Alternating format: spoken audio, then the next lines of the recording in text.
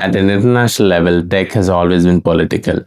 Much more so recently. If you've noticed, every state visit has been accompanied by some kind of announcement related to tech. It could be a deal, it could be joining a certain alliance, or even creating a certain alliance. This week, when the Indian Prime Minister addressed the Israeli parliament, and in a very cringe moment, he said something about Israel being the fatherland and India the motherland, whatever. Part of the announcement said that UPI will now work in Israel, which means it's now a lot easier to send money to an Israeli individual or an Israeli business. Just bear in mind before you do so, part or all of the money you send to Israel, if you have to send money to Israel, may be used to disrupt normal life for a certain community of innocent people living in a certain piece of land, or may go towards an Air Force pilot that's flying a plane to bomb a civilian infrastructure in Gaza, or may be sent to the military to send a drone all the way to Iran to bomb an elementary school. Now, I know before you call me racist or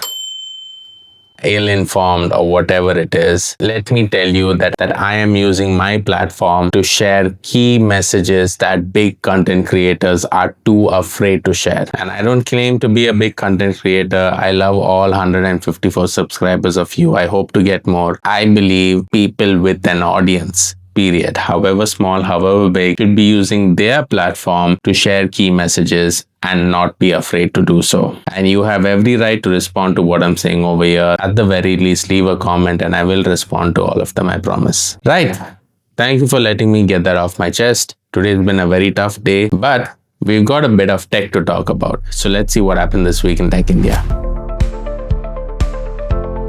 Global semiconductor giant Micron has opened its chip fab in Dholera, Gujarat. Well, this is actually a semiconductor assembly and test facility. The project was announced last year as part of the projects under the India Semiconductor Mission. Micron put in more than 20,000 crores, promising more than 5,000 jobs. The plant is ready. It was inaugurated on the 20th of February by Prime Minister Modi nonetheless. And the announcement states that the plant will produce hundreds of millions of AI-ready chips, which I think is possible.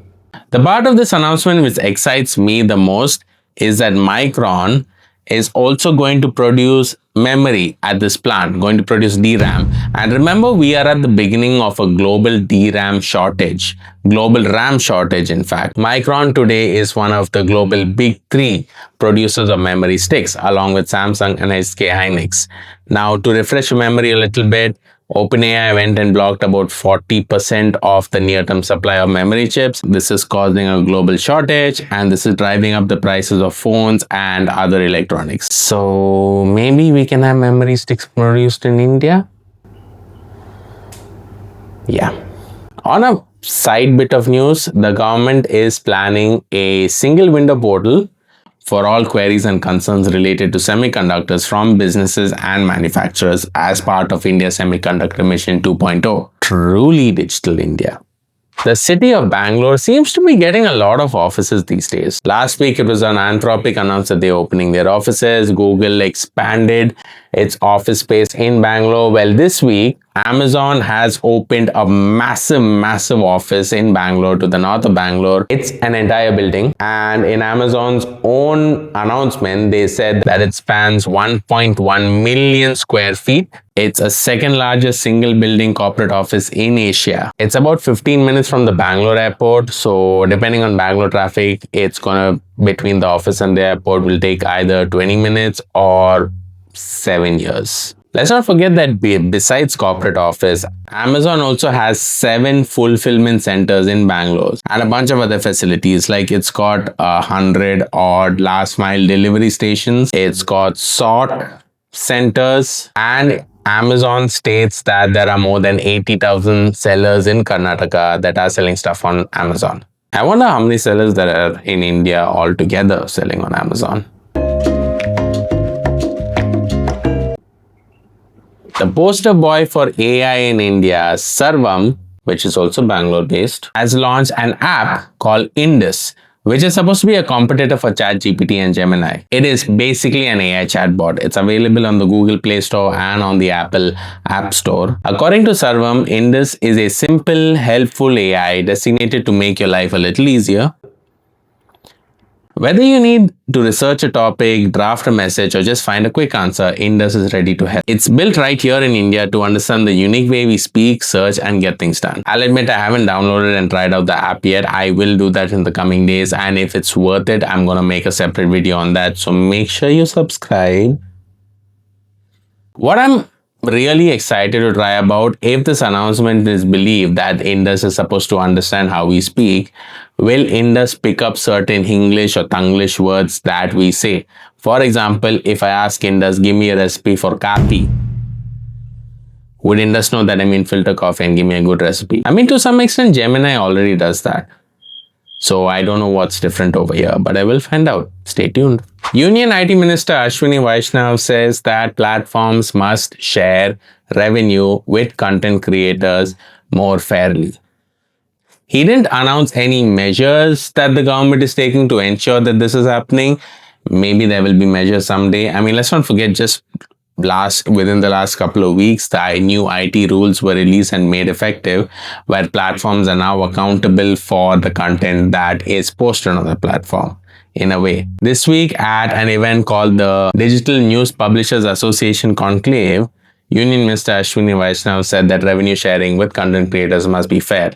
Well, if he's calling for transparency and if he's going to develop and implement rules to enforce that transparency on revenue sharing, this would surely be met with a lot of resistance from big social media platforms. I mean, you can already see platforms like X, Meta, and even Apple publicly pushing back on government orders. But I do think that in the long run, regulation always triumphs in India. So let's hope the government takes some steps in this. At some point, I would like to get paid altogether, whether it's transparent or not. SIM binding rule is to take effect for chat apps in India. Well, 8 chat apps got this notice in November 2025. We covered it in, I think it was TWITI number 49 of 2025. The government said that effective 1st March, chat apps must work only on phones that have a valid SIM registered. And these 8 apps are WhatsApp, Telegram, Signal, Snapchat, Aratai, JioChat, ShareChat, and Josh. That's going to be effective from 1st March, the day this video is being published. Also, desktop versions of these apps are required to be auto-logged out every 12 hours.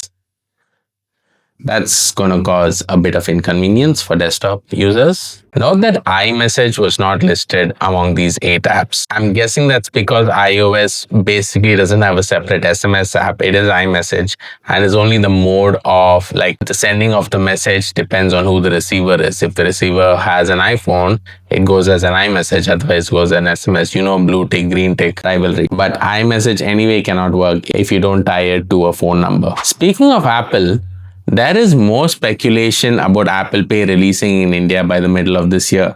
I know we've been hearing rumors for a long time that Apple Pay is coming to India. It launched in the US some 12 years ago. I made a separate video on it. You can go and check it out on my channel. What is maybe different this week is that big news outlets like Bloomberg and Reuters are reporting that Apple is speaking to 3 banks in India to bring Apple Pay to India. And these 3 banks are ICICI Bank, HDFC Bank, and Axis Bank. All private banks. If this is true, I'm guessing what will happen is that Apple will use these banking platforms to meet the RBI's and NCPS requirement, which has been a roadblock for Apple Pay to be launching in India. And also, Apple will not launch its own UPI. The Apple Pay in India, at least in the beginning, will be just point of sale, NFC enabled, touch to pay, which is backed by a credit card, and this credit card might also be only the ones that are issued by one of these 3 banks. There is also no sign of the Apple credit card being launched in India. Yeah. Moving on to Reliance. Now, stay with me here. This is a bit of news that I found weird and kind of random. In August last year at the annual general meeting, Reliance announced that they are incorporating an AI-specific subsidiary, which they did in October. It's called Reliance Enterprise Intelligence Limited, REIL. Well, this week, there seems to be a bit of restructuring of that entity, and Reliance retains 70% stake, but 30% stake in this entity is allotted to Meta, Facebook wala Meta. It's not also clear, is this now a joint venture between Reliance and Meta?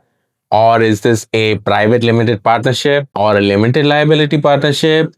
Whatever it is, I'm guessing the reason for this is for Reliance to provide, of course, for AI, but Reliance will provide the infrastructure and access to its enterprise customers or enterprise distribution networks, and Meta to bring in technical know-how.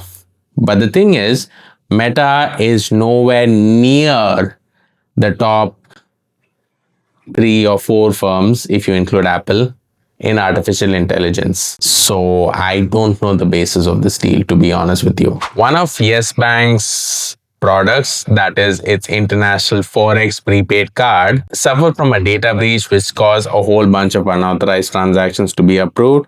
Yes Bank came back and said they've tightened security measures. Well, they've identified and reported the breach, which is a good thing. And they've tightened security measures around the use of these cards. Every now and then, we need a reminder that data breaches are a very real thing. I mean, the impact in this case especially is pretty clear. People lost money. And because of the way it works, it's not like Yes Bank is going to refund or make good the money lost by people unless they were specifically insured, which I don't think they are. Data breaches are still one of the top risks that organizations face these days. And we might think that the number of major data breaches that are being reported are less, but that does not guarantee that the number of breaches are less. Yes, cybersecurity measures have evolved, but cybersecurity attacks have also evolved further. So whatever happens, stay vigilant, do not share your OTP, do follow the appropriate measures that your bank advises you to do. You know, like don't share your OTP, don't share your card details to anybody you don't know, and even anybody you know. Just don't share sensitive information. You lose money. The Ministry of Information and Broadcasting has blocked 5 OTT platforms for showing obscene content. The last time they did that was somewhere in July last year, where 28 or 29 platforms, including all Balaji, were blocked. Well, now here are another 5. And just check out the names of these 5 platforms that are blocked for obscene content. Remember, one is called Mood X VIP. Of course, with a name like that, I guess it was only a matter of time. Another was called Koyal Play Pro. Then there's Digi Movieplex. Then there's Feel.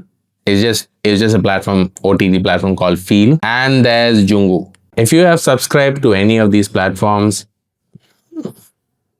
why?